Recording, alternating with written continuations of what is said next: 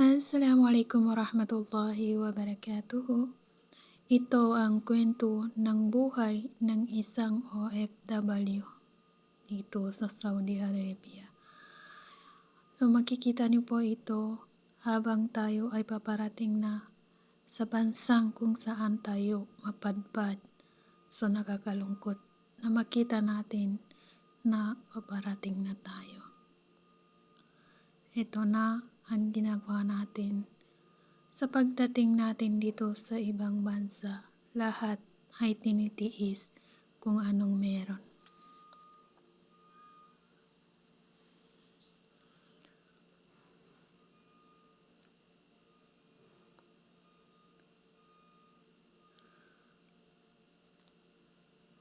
Dito ako natuto sa trabaho kung anong meron marami man dahil sanay na tayo sa pagtatrabaho sa bahay.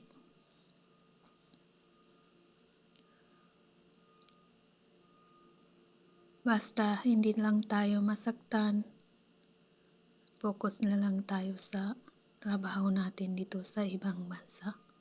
At syempre, lagi tayo mag-iingat dahil mahirap pag tayo ay nagkasakit, malayo tayo sa pamilya natin. Tuwing tayo ay gumigising,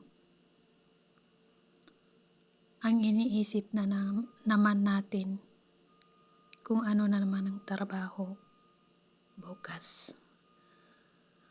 So ganun pa rin mga ka-wonder, yung trabaho natin kahapon, trabaho din natin ngayon. So dito,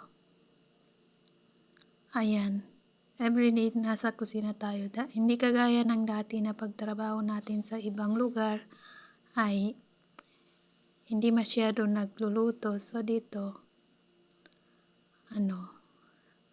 lagi tayo nagluluto. So yan, sanay na tayo sa morning to night.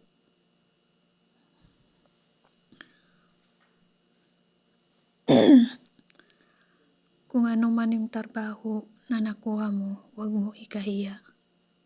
Dahil yan ang nakakatulong sa'yo. Kadama, katulong o basta halal, maayos na trabaho, huwag mo ikahiya.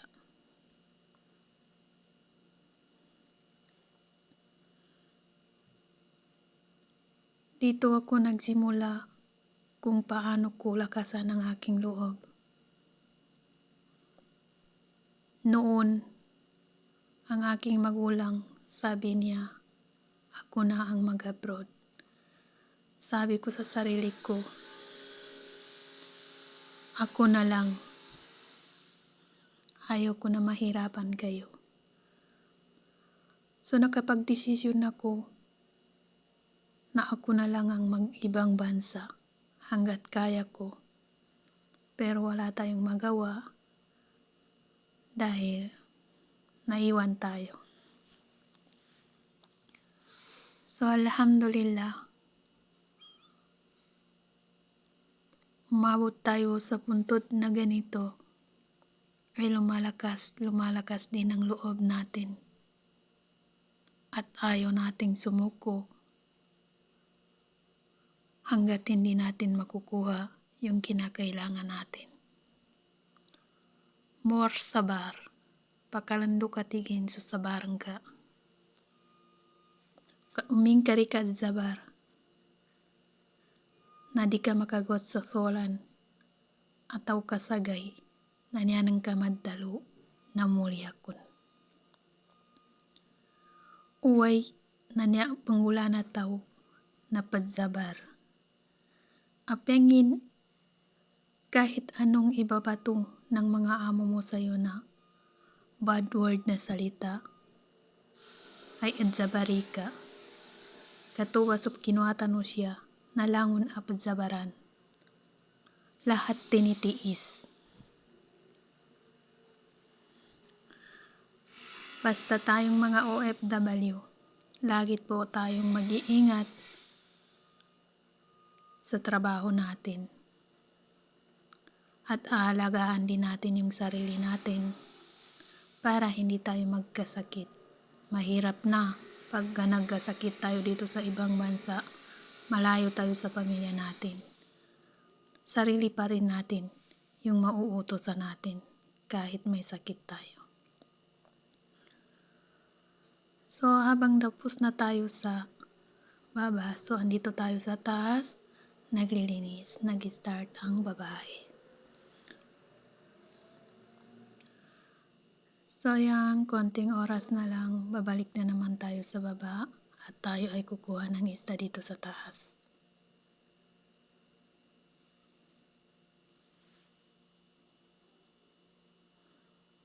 So after niyan, kinabukasan nandito na tayo sa kusina. So maaga tayo nagising. So yan, wala pa masyadong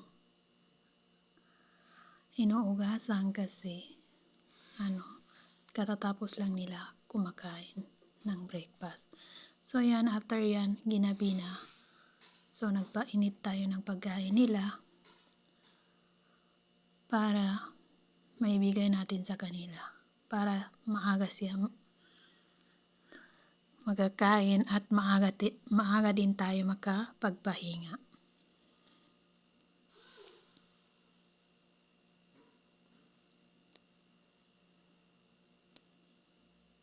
So after yan, kinuha natin yung basura at itatapon natin sa labas.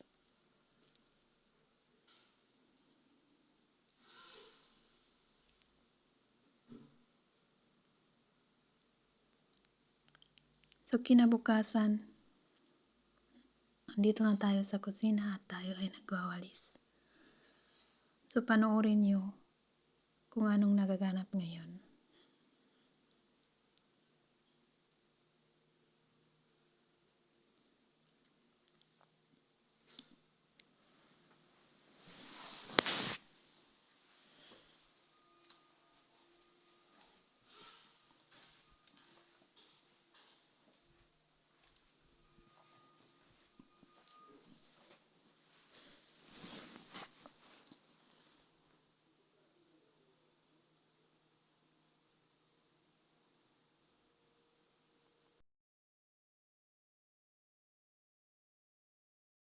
So after yan mga ka-wonder, nandito tayo sa taas at tayo ay maglagay ng damit sa washing machine.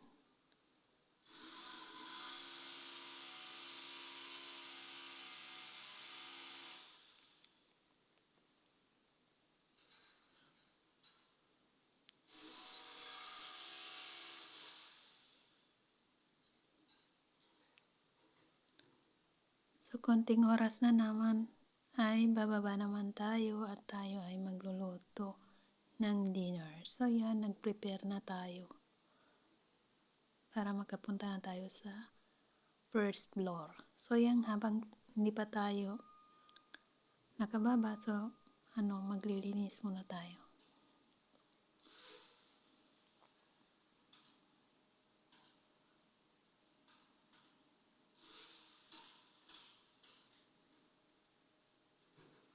So after yan mga ka-wonder, nandito na tayo sa kusina at tayo ay nag-prepare ng mga pagkain. So yan.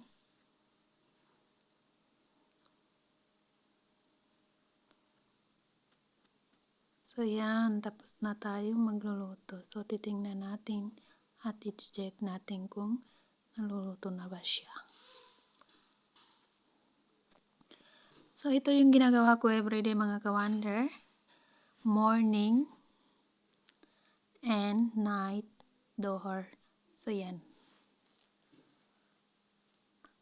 Para siyang party.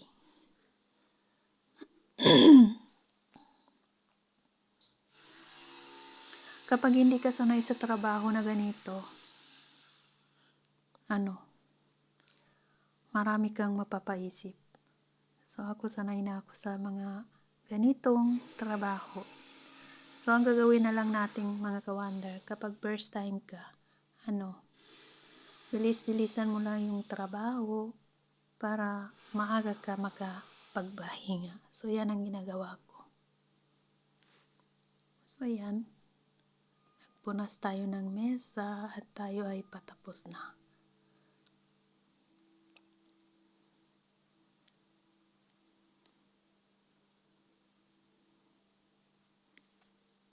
So, nandito na tayo sa kusina at tayo ay mag-prepare ng breakfast. So, yan.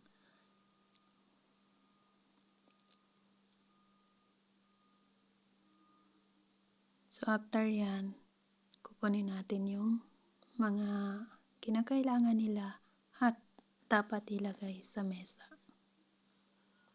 So, after yan mga ka-wonder, inugasan natin yung baso natin para makagapi tayo. Makagapi na siya ta Tagalog. Marinya tanong nan sa pusa maya ka. Bamipi. So, yan.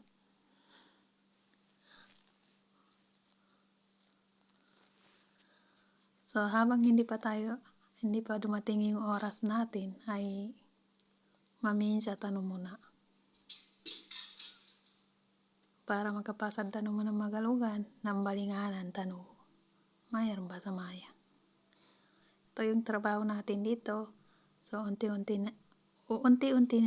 na lang nating mga ka-wonder.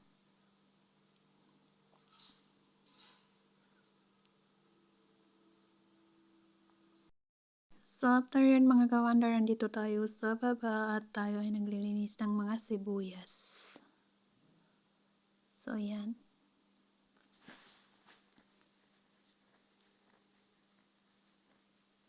So, bago matapos yun, andito na naman tayo sa taas at tayo ay maglalaba naman.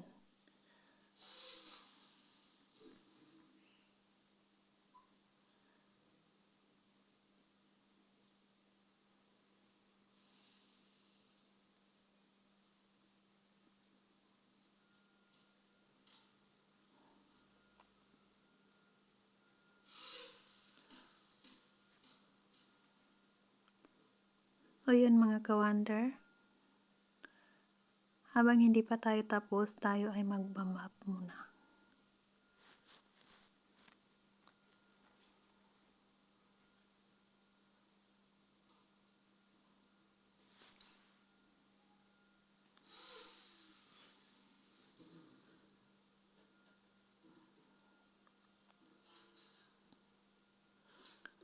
So, after yan mga ka-wonder, good morning mga ka-wonder. So, ngayon, nandito na tayo sa kusina at tayo ay mag-prepare ng breakfast.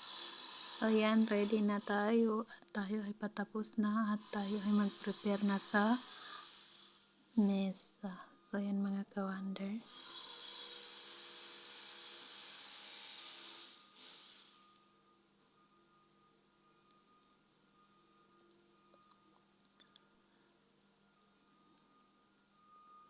Bali niya ba sa maya na nakapasad ta naman ng magalugan sa multo, bali i-prepare ta naman na maipagkana niyan.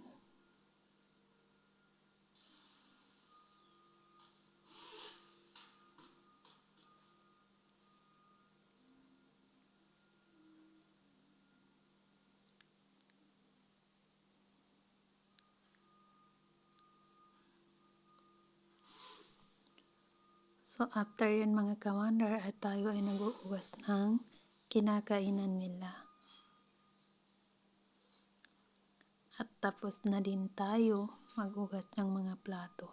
So, after yan, aakyat tayo dahil andito na naman tayo sa washing machine. At tayo ay ilalagay natin yung mga madumi na mga damit. So, para mamaya, matatapos rin.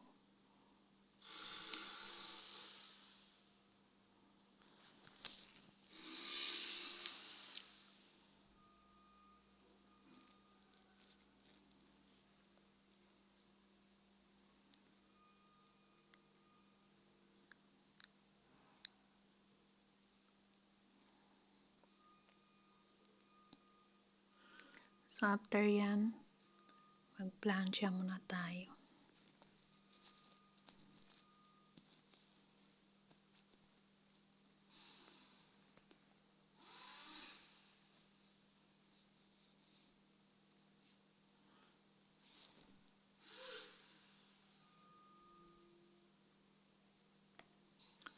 So yan mga ka-wonder, ilalagay natin yung mga damit at tapos na rin yung ibang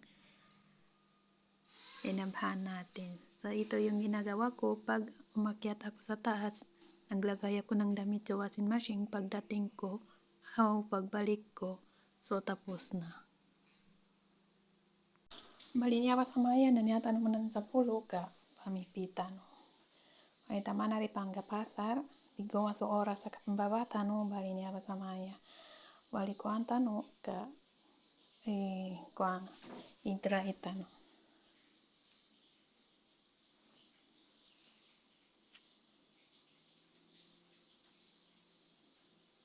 So after yan mga ka-wonder, pagkatapos natin dito at tayo naman ay bababa na. So hanggang dito na lang, see you next vlog.